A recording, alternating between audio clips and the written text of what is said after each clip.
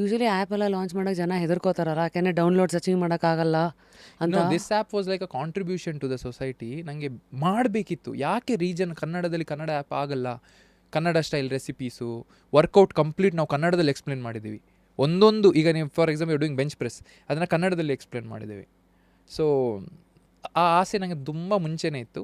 But ಒಂದು ಆಡಿಯನ್ಸ್ನ build ಮಾಡಿ cater ಮಾಡಿ ಬೇಕು ಅಂತ ನೆಸೆಸಿಟಿಯನ್ನು ಗೊತ್ತಾಯಿತು ನನಗೆ, ಈಗ ಮಾಡಿದರೆ ಆಗುತ್ತೆ ಅಂತ, ಅದಕ್ಕೆ ಲಾಂಚ್ ಮಾಡಿರೋದು. ಆ್ಯಂಡ್ ಇಟ್ ಈಸ್ ನಾಟ್ ನನಗೆ ಅದರಲ್ಲಿ ಬಿಸ್ನೆಸ್ ಮಾಡಬೇಕಿತ್ತು, ಡೌನ್ಲೋಡ್ಸ್ ಮಾಡಬೇಕಂತ ಇರಲಿಲ್ಲ ನನಗೆ. It was like a contribution. ಈಗ ಪ್ರೀಮಿಯಮ್ ಯಾರಿಗಾದರೂ ಪರ್ಸ್ನಲೈಸ್ ಸರ್ವಿಸ್ ಬೇಕು ಅಂದರೆ ಅವರು ತೊಗೊಳ್ತಾರೆ, ಕರೆಕ್ಟಾ? ಈಗ ಯಾರಿಗಾದರೂ ಹೆಲ್ಪ್ ಬೇಕು, ಗೈಡೆನ್ಸ್ ಬೇಕು ಅಂದರೆ ಅವ್ರು ಬಂದೇ ಬರ್ತಾರೆ, ಹೌದಾ ಇಲ್ವಾ? But then that initiative of taking ಕನ್ನಡದಲ್ಲಿ ಒಂದು ಫಿಟ್ನೆಸ್ ಆ್ಯಪ್ ಮಾಡಬೇಕು, ಇಷ್ಟು ನಾನು ಹೇಳಿದ್ನಲ್ಲ, ಯಾರು ಮಾಡದಿರೋದನ್ನು ಮಾಡಿದರೆ ನೀವು ಬೆಳೆಯೋದು ಅಂತ. This is one of the example. ಎಷ್ಟು ಜನರ ರಿವ್ಯೂ ಗೊತ್ತಾ? ನಾವು ಲಾಂಚ್ ಮಾಡಿದಾಗ ನಾವು ರಾಡಿಸನಲ್ಲಿ ಮಾಡಿರೋದು, ಆಯಿತಾ launch. I had invited all the content, ನನ್ನ ಫ್ರೆಂಡ್ಸ್, ನಂಗೆ ಪರಿಚಯ ಇದ್ದು, ಅಂದರೆ ಈಗ ಒಂದು ಕಮ್ಯುನಿಟಿಯಲ್ಲಿರೋ ಎಲ್ಲ ಕಾಂಟೆಂಟ್ ಕ್ರಿಯೇಟರ್ಸ್ ಫ್ರೆಂಡ್ಸ್ ಆಗ್ತಾರೆ, ಎಲ್ಲರೂ ಬಂದಿದ್ದರು. ಆ ರೂಫ್ ಕೆಳಗೆ 50 ಮಿಲಿಯನ್ಗಿಂತ ಜಾಸ್ತಿ ರೀಚ್ ಇತ್ತು. ಲೈಕ್ ದ ಪೀಪಲ್, ಲೈಕ್ ನಾನು ಇರ್ಬೋದು, ಡಾಕ್ಟರ್ ಬ್ರೋನು ಬಂದಿದ್ದರು, ಸ್ಯಾಮು, ತುಂಬ ಜನ ಇದ್ದರು. More than 50 creators were there, influencer, celebrities ಸಹ ಬಂದಿದ್ದರು, ಮೂವಿ ಸ್ಟಾರ್ಸ್, ನನಗೆ ಪರಿಚಯ ಇರೋರು. ಇಟ್ ವಾಸ್ ನಾಟ್ ಲೈಕ್ ನಾನು ಅಂದರೆ ಇದಾಗ್ತದೆ ಇನ್ವೈಟ್ ಮಾಡ್ತಿದ್ದೀನಿ ಪೇಯ್ಡ್ ಆ ಥರ ಅಲ್ಲ, ಪರಿಚಯ ಈಗ ಫ್ರೆಂಡ್ಸ್ ಆಗಿರ್ತಾರಲ್ಲ ಅವ್ರನ್ನ ಕರೆದಿರೋದು. But it was like history created everywhere, it was there. And I was like, and I have to give credits to my team. ಅದಕ್ಕೋಸ್ಕರ ಅಂದರೆ ಅವರು ಬೆಳಿಗ್ಗೆ ರಾತ್ರಿ ಕೆಲಸ ಮಾಡಿ ಆ ಇವೆಂಟ್ನ ಸಕ್ಸಸ್ಫುಲ್ ಮಾಡಿದರು. ತುಂಬ ತುಂಬ ತುಂಬ ಖುಷಿಯಾಯಿತು ನನಗೆ ಆ ದಿನ ಮಾತ್ರ. ಕನ್ನಡದಲ್ಲಿ ಫಿಟ್ನೆಸ್ಸಲ್ಲಿ ಕಾಂಟೆಂಟ್ ಮಾಡಿದ್ದು ಸಾರ್ಥಕ ಅಂತ ನಂಗೆ ಆ ನೈಟ್ ಫೀಲ್ ಆಗಿದೆ. That night I felt very nice experience. It was like crazy. That's one of your biggest rush, yes, high. Yes, oh my god, yes. ಆ್ಯಪ್ದು ಕಾಂಟ್ರಿಬ್ಯೂಷನ್ ಟು ದ ಸೊಸೈಟಿ ಒಂದು angle. Yes, ತುಂಬ free. ಅದರಲ್ಲಿ workout complete free ಆಗಿದೆ, ಕನ್ನಡದಲ್ಲಿ explain ಮಾಡೋದು, recipes ಇದೆ. ನಿಮಗೆ ಅಕಸ್ಮಾತ್ ಇದು ನಮ್ಮದು ಸರ್ವಿಸ್ ಬೇಕು ಅಂತ ಹೇಳಿದ್ರೆ ದೆನ್ ನೀವು ಕಾಂಟ್ಯಾಕ್ಟರ್ಸ್ ಕನ್ಸಲ್ಟೇಷನ್ ಮಾಡ್ತೀವಿ. Then you can, if you want you can enrol. But then ಬೇರೆ ವ್ಯಾಲ್ಯೂ ಆ್ಯಡೆಡ್ ಎಲ್ಲ ಫ್ರೀ ಆಗಿದೆ. There are different courses. ಅಂದರೆ ಈಗ ಫಾರ್ ಎಕ್ಸಾಂಪಲ್ ನಾನು ಹೇಳಿದೆ ಚೆಸ್ಟ್ ಫ್ಯಾಟಿಂದ ನಾನು ಸಫರ್ ಆಗ್ತಾ ಇದೆ, ಕರೆಕ್ಟಾ? Just an example. So I have personally blueprint course ಮಾಡಿದ್ದೀನಿ, ಏನೇನು ಹೇಗೆ ಏನು ಫೇಸ್ ಆಗ್ತಿತ್ತು, how do you identify the problem, what do you do, ಯಾವ ಥರ ಟ್ರೈನ್ ಮಾಡಬೇಕು, ಏನು ತಿನ್ನಬೇಕು, ಯಾಕೆ ಇದಾಗೋದು. ಸೊ ಬೇರೆ ಪೋಸ್ಟ್ ಪ್ರೆಗ್ನೆನ್ಸಿ ಆದಮೇಲೆ ಜನ ದಪ್ಪ ಆಗ್ತಾರೆ ಅಂತ ಹೇಳ್ತಾರೆ, ಆಗದೆ ಇರೋದು ಹೇಗೆ, ಆದರೆ ಏನು ಪ್ರಿಕಾಷನ್ ತೊಗೊಳ್ಬೇಕು, ಇದ್ರ ಬಗ್ಗೆನೂ ಅಂದರೆ ಸೈಂಟಿಫಿಕ್ ಅಲ್ಲ, ಜನರಲ್ ಆಗಿ ತುಂಬ ಜನರಿಗೆ ಪ್ರಾಬ್ಲಮ್ ಇರುತ್ತೆ ಫಿಟ್ನೆಸ್ ಆ್ಯಂಡ್ ಹೆಲ್ತ್ ವರ್ಗ. Basically I am trying to tell, I have spoken about preventive health. ಅರ್ಥ ಆಯ್ತಾ ನನಗೆ? ಆಗೋ ಮುಂಚೆ ನೀವೇನು ತೊಗೊಳ್ಬೇಕು, ಆದರೆ ಇಂಟರ್ಸೆಪ್ಟಿವ್ ಹೆಲ್ತ್ ಆ್ಯಸ್ ವೆಲ್ ನೀವೇನು ಮಾಡಬೇಕು, ಯಾವುದರಿಂದ, ಮೆಡಿಸಿನಿಂದ ಅಲ್ಲ, ನಿಮ್ಮ ರೆಗ್ಯುಲರ್ ಲೈಫ್ ಸ್ಟೈಲ್, ಆಹಾರ ಯಾವ ಥರ ಇರಬೇಕು, ವರ್ಕೌಟ್ ಯಾವ ಥರ ಇರಬೇಕು ಅಂತ. ಸೊ ಅದು ನೋಡಿದರೆ ಜನರಿಗೆ ಗೊತ್ತಾಗುತ್ತೆ ನಾವು ಏನು ಮಾಡಬೇಕು ಅಂತ. ಸೊ ಈಗ ಪರ್ಸ್ನಲ್ ಕೋಚಿಂಗ್ ತೊಗೊಬೇಕಂದ್ರೆ how does it work, Shravan? Consult ಮಾಡ್ತಾರೆ. ನೀವೇ ಡೈರೆಕ್ಟ್ ಆಗಿ ಇರ್ತೀರಾ ಅಥವಾ ಟೀಮ್ ಇರುತ್ತಾ? ಟೀಮ್ ಇರ್ತಾರೆ. ಏನು ನೀವೇ ಬೇಕಂತಾನು ಹುಡ್ಕೊಂಡು ಬರೋ ಇರ್ತಾರಾ?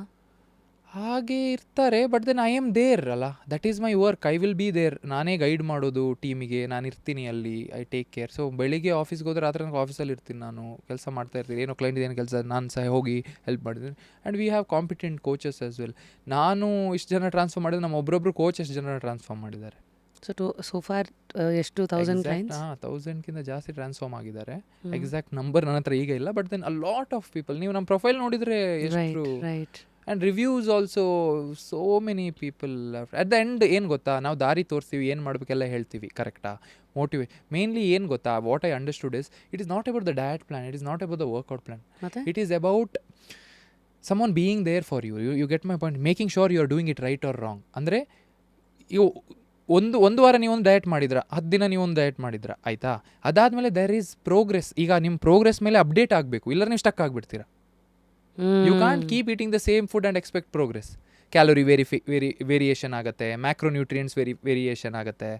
ಸ್ಟಾರ್ಟಿಂಗಲ್ಲಿ ನೀವು 50 grams protein supplement, overall protein intake ಇರ್ಬೋದು, ಅವ್ರು 100 ಇರ್ಬೋದು, ಮತ್ತು ಸ್ವಲ್ಪ based on your body fat protein intake change ಆಗುತ್ತೆ. That is where expertise comes in to the picture.